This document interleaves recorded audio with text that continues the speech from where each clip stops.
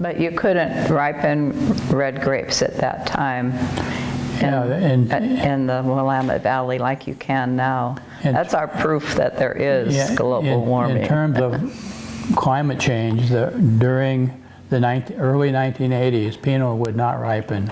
And so for several years we had a lot of rosé wines, and we started making sparkling wine, which is made with unripe grapes.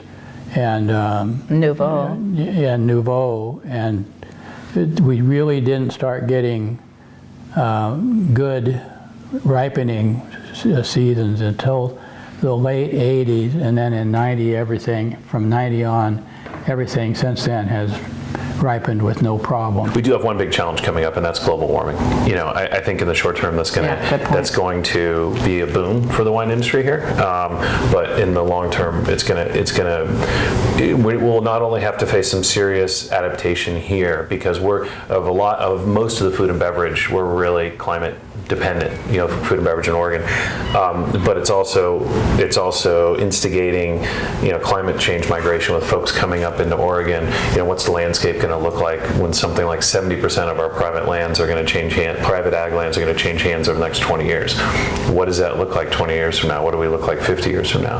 And we've got to get Oregon's so small, we're not going to be able to do anything really to affect global climate change. So what we need to look at is, how do we influence other areas to do things, or how do we find ways to adapt to a future that is not only coming, it's here. We're a week earlier than last year. Last year was the warmest year. We're going into this weekend, and it's going to be what, tomorrow, 95, 98 degrees? I mean, it's going to blow away the record that was in 2003, which was a hot year here. But it's also going to be 70 by next Wednesday. But we're a week ahead of where we were last year, which was the earliest year. Which is huge. When you have California picking in the end of July, it's just that's not craziness. And 1 out of every 4 California wines getting alcohol taken out mechanically, that's just not sustainable.